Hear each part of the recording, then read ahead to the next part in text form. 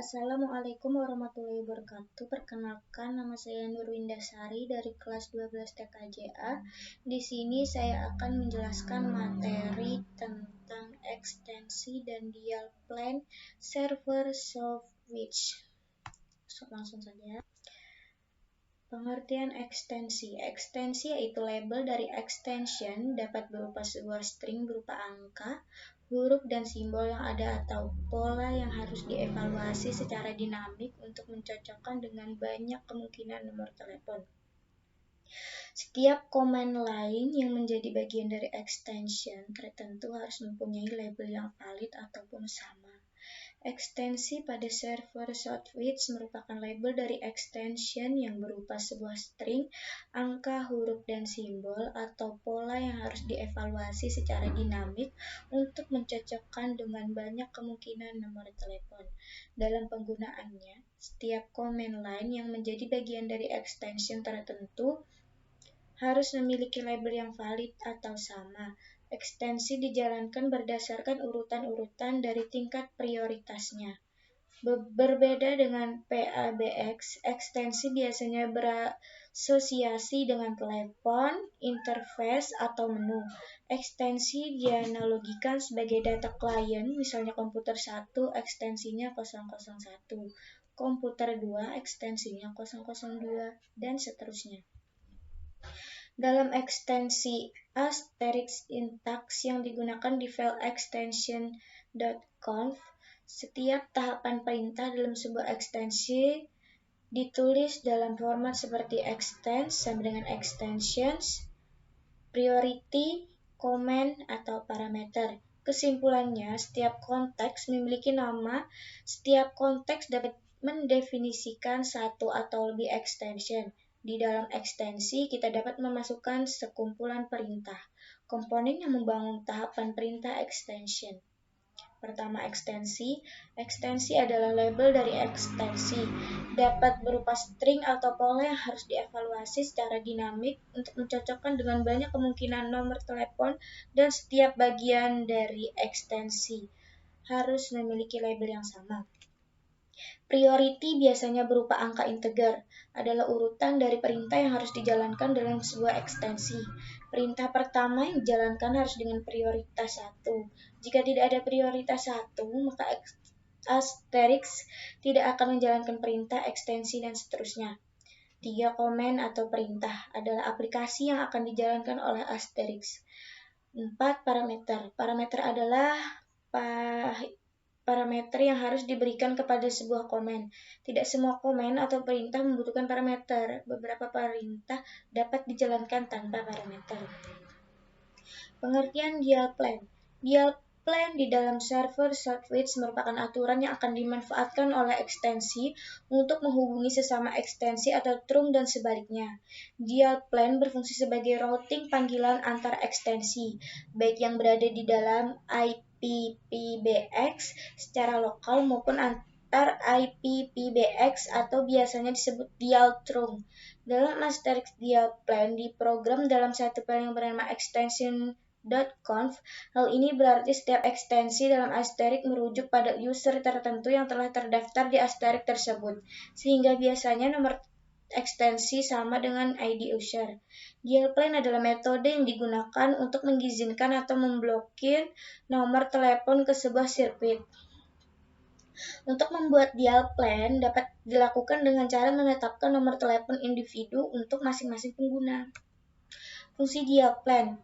Dial plan berfungsi sebagai routing panggilan antar ekstensi baik yang berada dalam satu IPPBX lokal maupun antar IPPBX, atau biasa disebut dial trunk. Dalam asterisk, dial plan diprogram dalam satu file yang bernama extension.conf. Secara umum, setiap ekstensi dalam asterisk merujuk pada user tertentu yang terregister ke asterisk tersebut, sehingga biasanya nomor ekstensi sama dengan ID user. VoIP. Pengertian VoIP. VoIP adalah teknologi yang memungkinkan Anda melakukan kemungkinan jarak jauh dengan memanfaatkan jaringan internet dalam penggunaannya. VoIP menggunakan protokol jaringan seperti H323, MGCP, SIP, RTP, SDP, atau IAX. Fungsi dari VoIP. Fungsi utama dan juga keunggulan dari VoIP adalah menghubungkan manusia antar kota, pulau hingga benua. Biasanya dibutuhkan biaya yang sangat mahal untuk menelepon teman atau keluarga, apalagi tinggal di dua negara yang berbeda. VoIP adalah solusi komunikasi yang lebih terjangkau.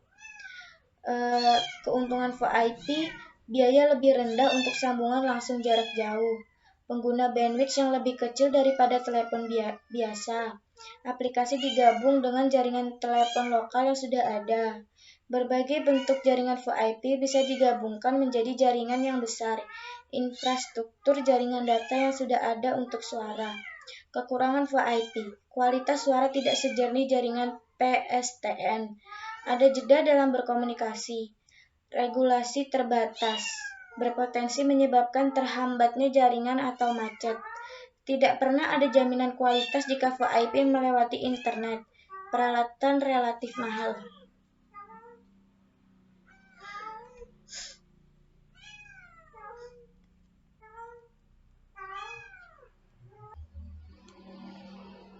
Next. Apa itu firewall? Firewall adalah sistem keamanan yang melindungi komputer Anda dari berbagai ancaman di jaringan internet. Dengan kata lain, firewall bekerja sebagai sekat atau tembok yang membatasi komputer dari jaringan internet melalui tembok api. Inilah Anda bisa mengatur data, informasi, dan kegiatan apa yang boleh lalu lalang dari jaringan internet ke komputer dan begitu pula sebaliknya. Fungsi firewall pada jaringan internet. 1. Melakukan controlling serta berfungsi mengawasi arus keluar masuknya data packet yang berlangsung pada sebuah jaringan. Kedua, berfungsi sebagai filterisasi serta kontrol arus data yang diperbolehkan dalam mengakses suatu jaringan pribadi yang dilindungi atau autentikasi. Ketiga, mencatat setiap transaksi kejadian yang terjadi di firewall. Fungsi jaringan firewall pada VoIP. VoIP memiliki ribuan port yang dapat diakses untuk berbagai keperluan. Firewall komputer bertugas menutup port-port tersebut kecuali beberapa port yang perlu tetap terbuka.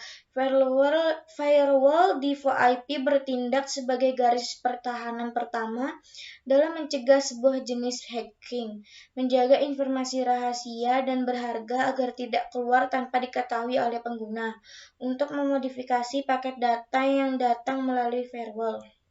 Manfaat firewall: 1. Menjaga informasi rahasia dan berharga yang menyelinap keluar tanpa sepengetahuan. Kedua, sebagai filter yang digunakan untuk mencegah lalu lintas tertentu mengalir ke subnet jaringan. Ketiga, memodifikasi paket data yang ada di firewall. Proses tersebut Network Address Translation atau NAT. Keempat, sebagai akurasi data seperti informasi keuangan, spesifikasi produk, harga produk, dan lain-lain. Kriteria yang dipakai saat akan memberi akses boleh tidaknya sebuah data lewat dalam suatu jaringan. 1. Alamat IP dari komputer sumber. 2. Port TCP atau UDP komputer sumber. Ketiga, alamat IP dari komputer tujuan. Keempat, TCP atau UTP tujuan data pada komputer tujuan. Kelima, informasi dari header yang disimpan dalam paket data. Keenam, melakukan autentifikasi terhadap akses jaringan. Ketujuh, aplikasi firewall mampu memeriksa lebih dari sekedar header dari paket data. Sekian penjelasan materi dari saya. Semoga bermanfaat karena di sini kita sama-sama belajar. Mohon maaf atas kesalahan, salah hilaf, mohon maaf. Wassalamualaikum warahmatullahi wabarakatuh.